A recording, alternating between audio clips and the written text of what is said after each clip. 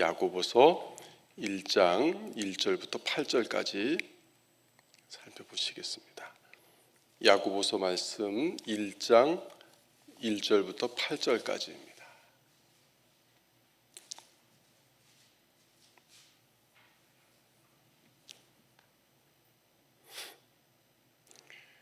우리 1절부터 8절까지 한 절씩 교독하시겠습니다.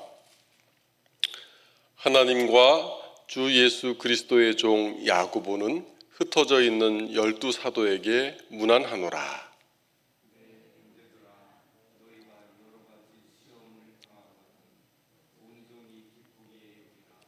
이는 너희 믿음의 시련이 인내를 만들어내는 줄 너희가 알미라.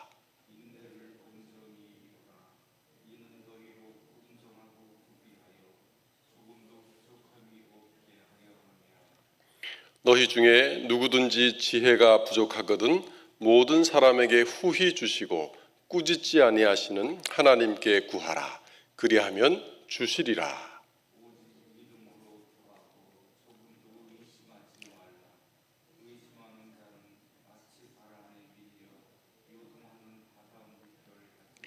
이런 사람은 무엇이든지 주께 얻기를 생각하지 말라.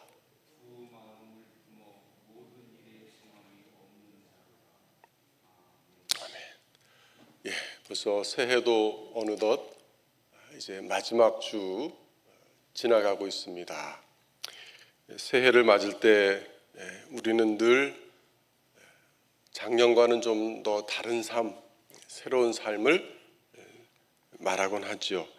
그런데 야고보서도 믿음을 가진 우리에게 그러나 때때로 세상에서 지탄을 받는 그러한 그리스도인들에게 새로운 삶, 이전과는 다른 삶을 촉구하고 있습니다.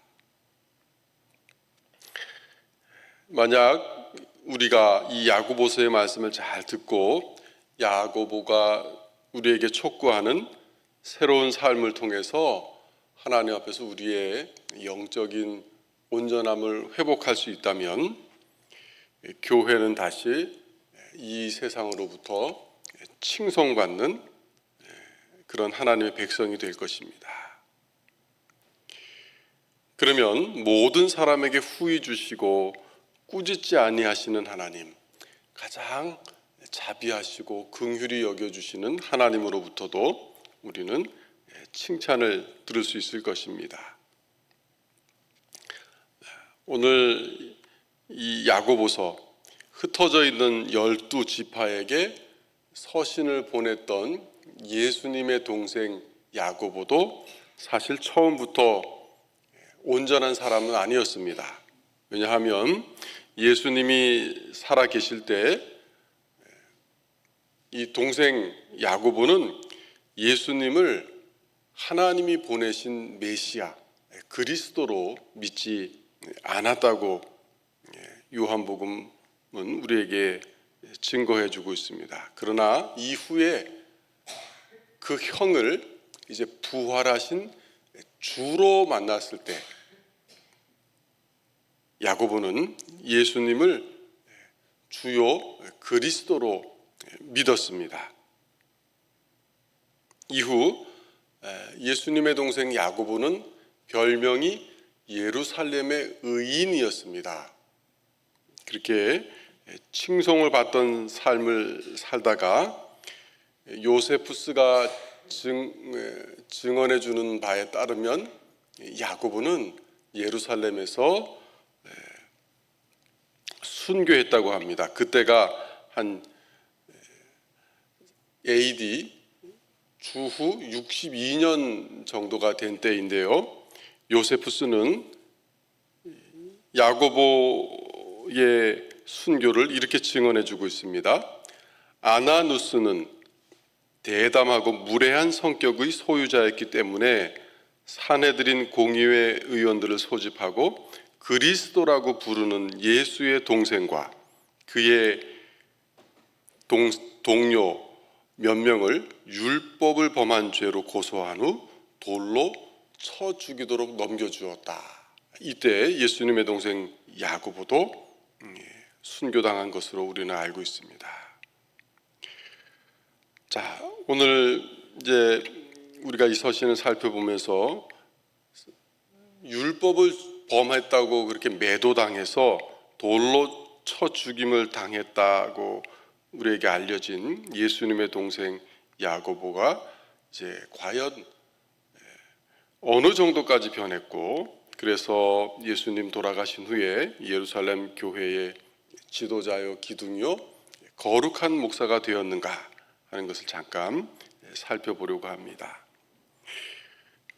서문에도 나오듯이 야고보서는 예루살렘에 닥친 박해로 인해서 이제 뿔뿔이 흩어진 그리스도인, 특별히 유대인 출신의 이 그리스도인들을 향해서 보낸 서신입니다. 따라서 이 서신에는 따뜻한 위로, 그리고 격려, 자상한 목회적 가르침이, 그리고 권면이 종종 나옵니다. 흩어져 있는 유대인 성도들에게 박해로 인한 이 큰 시련은 매우 고통스러웠을 것입니다. 삶의 터전을 잃어버리고 그저 뿔뿔이 여러 곳으로 가서 하루하루 근근히 연명하며 살았기 때문이죠. 자, 그렇다고 해서 시련으로 인해 만난 이 어려운 상황이 유대인 그리스도인들에게 성도로서의 거룩한 삶의 의무까지 면제해 주는 것은 아니었습니다. 그래서 야고보서는 따뜻한 권면과 함께 중간중간에 성도들을 향한 엄중한 책망도 하곤 합니다. 왜냐하면 성도들의 영혼을 맡았던 목사로서 야고보는 쓴소리도 때로는 마다하지 않을 수 없었기 때문입니다. 시련과 고난은 분명 그리스도인들을 혹독하게 담금질하는 그런 기능을 가지고 있습니다. 욥의 고백처럼 고난은 매우 고통스럽기는 하지만 우리를 정금처럼 만들어 줍니다.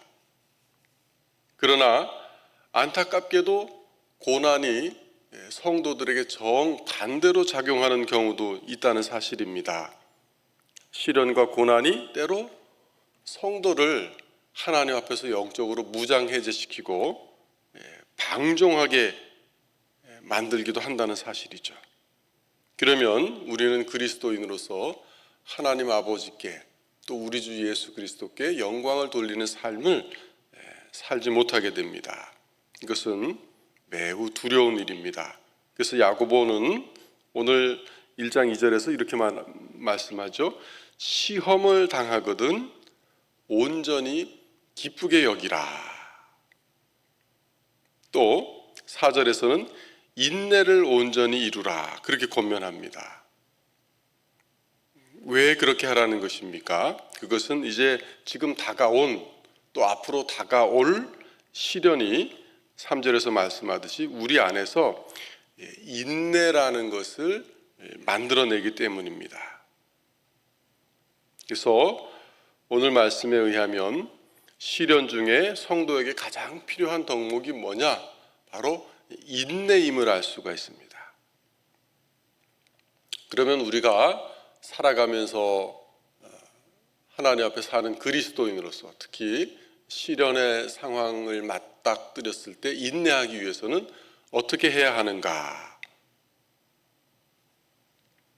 시험 중에 인내하려면 우리는 무엇이 필요한가 하는 것을 오늘 살펴보려고 합니다. 야고보 사도가 말하는 이 시련은 그냥 살면서 죄 많은 인생이 만나는 그런 시련이 아니고요. 목적이 있는 시련입니다. 오늘 말씀에 의하면 인내를 우리 안에서 생산해내는 그런 시련이라는 것이죠. 우리에게 주신 그 시련이 우리 안에서 뭔가 생산적인 열매를 맺어야 되는데 이 시련을 통해서 우리가 그런 열매인 인내를 온전히 이루려면 오늘 야고보 사도의 말씀에 의하면 세 가지가 필요하다고 합니다. 첫 번째로 5절을 보시면 우리에게 필요한 것은 지혜입니다. 지혜. 5절 말씀을 다시 보시면 너희 중에 누구든지 지혜가 부족하거든 모든 사람에게 후히 주시고 꾸짖지 아니하시는 하나님께 구하라. 그리하면 주시리라. 하나님 아버지께서 우리에게 주시는 이 영적인 지혜는 세상의 지혜와는 차원이 다르죠. 하늘의 지혜는 우리를 성결하고 다음에 화평하고 관용하고 양순하며 긍휼과 선한 열매가 가득하고 편견과 거짓이 없게 만든다고 야고보는 4장 17절에서 말씀합니다. 반면 땅 위의 지혜는 어떻습니까? 땅 위의 지혜는 정욕의 지혜, 귀신의 지혜, 이런 것은 우리를 시기와 다툼으로 몰아가고 또 혼란과 모든 악한 일들만 양산해낸다고 야고보서는 4장 15절에서 16절에서 경고합니다. 그래서 우리가 시련을 당할 때 하나님의 지혜를 구해야 되는데요. 이 하나님께서 우리에게 지혜를 주시면 우리가 가진 이 믿음의 지식, 말씀의 지식, 영적인 지식을 시련의 때에 올바로 활용할 수 있습니다. 특히 고난의 때에 하나님이 주신 이 순전한 지혜는 우리가 고난 앞에서 어떻게 대처해야 하는가 하는 그런 능력을 길러줍니다. 그리고 신령한 지혜는 우리가 고난 중에서도 화평을 이루도록 그렇게 우리를 만들어줍니다. 따라서 우리는 고난 앞에 섰을 때 하나님 앞에 기도하면서 하나님, 이 고난에 어떻게 대처해야 합니까? 제게 지혜를 주시옵소서. 그렇게 기도해야 됩니다. 그리고 하나님이 우리에게 고난을 주실 때는 반드시 어떤 선한 목적이 있다 하는 사실을 우리는 꼭 기억해야 할 필요가 있습니다. 예를 들어 어떤 자동차 회사에서 새로운 타이어를 개발할 때 어떤 과정을 거칩니까? 그 타이어가 과연 시장에 내놨을 때 소비자에게 선택을 받을까? 그런 것을 이제 연구원들에게 개발하도록 하면서 그 혹독한 그 세상에서 만날 수 있는 가장 혹독한 장소에서 타이어가 잘 견디고 주행할 수 있는가 실험을 합니다. 그래서 뜨거운 사하라 사막을 하루 종일 달리게 해보고 또 눈길, 북극에서 눈길을 달리게 해보고 또 비가 가득 쏟아지는 날 그렇게 빗길도 달리게 해봅니다. 그런 이 테스트 시험 결과를 통과한 타이어만 새로운 신제품으로 세상에 내놓을 수 있는 것이죠. 하나님도 우리에게 그런 테스트를 주셔서 우리가 그래도 하나님의 백성으로서 세상 앞에 내놨을 때 하나님의 영광을 가리지 않도록 그렇게 충분히 우리를 테스트하신 다음에 우리를 세상에 내놓으신다 하는 것이죠. 그래서 그런 하나님이 우리에게 주시는 어떤 거룩한 목적이 있다 하는 사실을 알고 시험은 우리의 성장을 위한 어떻게 보면 필수 선택 코스가 아닌 필수 코스다 하는 인식을 가지고 우리는 시험 중에 잘 인내하도록 그렇게 하나님의 지혜를 구할 필요가 있습니다. 다음으로 지혜를 구하면서 동시에 야고보 사도는 5절에서 하나님께 구하라 그렇게 말씀합니다. 구하라 그리하면 주시리라. 하나님이 지혜를 주실 것을 알면서도 구하지 아니하면 우리가 받을 수 없다는 것이죠. 그러므로 부족한 우리가 하나님 앞에서 인내하려면 지혜를 구해야 되고 하나님께서 지혜를 주신다는 사실을 우리가 다시 한번 기억해야 되고요. 그 지혜를 얻기 위해서 우리는 하나님 앞에 그것을 구해야 한다는 것이죠. 그 다음 세 번째로 우리에게 필요한 것은 6절에서 볼 수 있듯이요, 시험 중에 인내하려면 하나님의 선하심과 신실하심을 믿는 믿음이 필요하다는 것입니다. 시험에 들면 가장 먼저 우리에게 찾아오는 것이 하나님이 나를 사랑하시는가? 분명히 우리는 하나님이 나를 사랑하신다는 사실을 압니다. 근데 시험 앞에서는 그것을 자주 의심하게 되는 것이죠.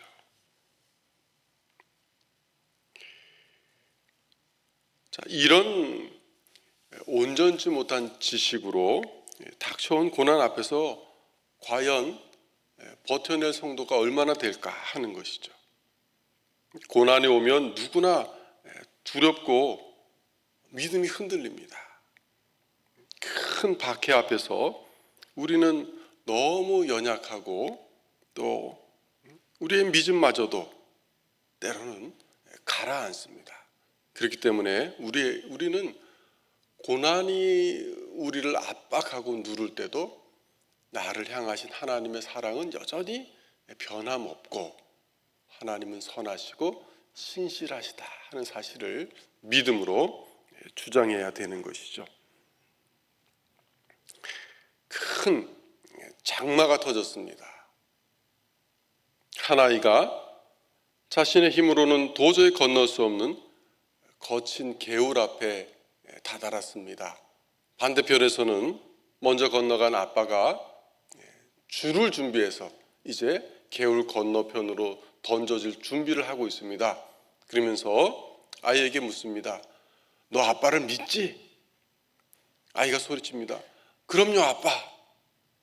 자, 그러면 이 줄을 던질 테니까 꼭 잡고 아빠가 땡기는 거 그냥 따라와. 그래서 아빠가 줄을 아이에게 던져줍니다. 근데 아이가 아빠를 믿는다 그러면서 그 줄을 잡고 건너올 생각을 하지 않습니다. 줄을 던져준 아빠는 발만 동동 구릅니다. 믿음은 뭡니까? 아빠가 던져준 그 줄을 지금 세찬 그 물결 앞에서도 붙잡는 것이 믿음입니다. 하나님을 향한 믿음, 우리를 일어나 움직이게 하는 것이 믿음입니다. 믿음으로 기도할 때 우리에게는 하늘의 평강과 은혜가 주어진다 하는 것이죠. 거친 물결도 하나님의 그 도우시는 손을 잡고 밧줄을 잡고 헤쳐나가고 견뎌나갈 새 힘을 얻게 됩니다. 그리고 우리 성도님들도 많이 경험하셨겠지만 뒤돌아보면 야, 내가 그때 어떻게 견뎠나 새삼스럽게 느껴질 때가 있습니다. 우리 안에 있으리라고 생각하지 못했던 그런 생각지도 못한 은혜를 하나님이 고난의 시기에 우리에게 부어주신다 하는 것을 우리는 경험하는 것이죠. 물론 우리는 시련의 시간에 하나님 앞에 믿음으로 또 하나님을 신실하게 믿는 그 믿음을 발휘하지 못할 수도 있습니다. 주저앉아서 하나님을 원망할 수도 있습니다. 그러나 긍휼에 풍성하신 하나님께서는 그런 연약한 성도들에게도 긍휼을 베푸시고 구원의 손길을 계속 뻗어주신다는 것이죠. 그래서 야고보 사도는 주는 가장 자비하시고 긍휼히 여기시는 이시라 그렇게 우리에게 다시 한번 권면하고 있습니다. 그러나 성도로서 우리가 계속 주저앉아 있다면 우리가 하나님의 은혜를 받을 수는 있지만 하나님이 시련을 통해서 우리 안에서 만들어내시려고 하는 생산적인 열매 그런 것은 가질 수 없을 것입니다. 바울 사도가 로마서 5장에서 우리에게 그 믿음과 은혜를 말하다가 다만 이뿐 아니라 하면서 그렇게 환난은 인내를, 인내는 소망을, 소망은 인내는 연단을, 연단을 소망을 이루어낸다고 그렇게 실천적으로 권면하지 않습니까? 그 앞에 이렇게 말하죠. 5장 1절에서 그러므로 우리가 믿음으로 의롭다 하심을 받았으니 우리 주 예수 그리스도로 말미암아 하나님과 화평을 누리자. 또한 그로 말미암아 우리가 믿음으로 서 있는 은혜에 들어감을 얻었으며 하나님의 영광을 바라며 즐거워하느니라. 그런데 이제 덧붙이죠. 다만 이뿐 아니라 우리가 환난 중에도 즐거워하나니 이는 환난은 인내를, 인내는 연단을, 연단은 소망을 이루는 줄 알미로다. 목적이 있다는 것이죠. 그러니 사랑하는 성도 여러분, 오늘 이 아침도 하나님 앞에서 믿음으로 기도하시기 바랍니다. 하나님의 신실하시고 우리가 때로 어려워 주저앉아 있을 때도 그 자비하신 손길을 계속 내밀어 주신다. 그렇게 하나님을 믿는 믿음으로 하나님 의지하시며 기도하시고 오늘 하루도 남은 한 주도 하나님의 믿음으로 살아갈 수 있는 그런 은혜를 듬뿍 받고 돌아가시는 저와 여러분 되시기를 간절히 소원합니다. 기도하시겠습니다. 하나님 아버지, 오늘도 저희에게 이 말씀으로 말씀하여 주시고 다시 한번 신실하시고 긍휼에 풍성하신 하나님의 그 선하심을 생각하며 우리가 어떻게 우리 안에 하나님께서 선물로 주신 이 믿음을 믿음으로 북돋우며 하나님 앞에 기도해야 할지 다시 한번 생각해 보았습니다. 하나님, 특별히 우리에게 주신 많은 어려움들이 우리 안에 거룩한 열매, 하나님이 바라시는 인내의 열매, 연단의 열매를 생산해낼 수 있도록 도와주시고 그렇게 우리가 하나님 앞에 믿음으로 인내하고자 하나님의 지혜를 구하고 은혜를 구하며 기도할 때 하나님 후히 주시고 넘치도록 부어주시기를 소원합니다. 그렇게 믿고 간구하오니 하나님 허락하여 주시옵소서. 감사드리며 예수님 이름으로 기도드립니다.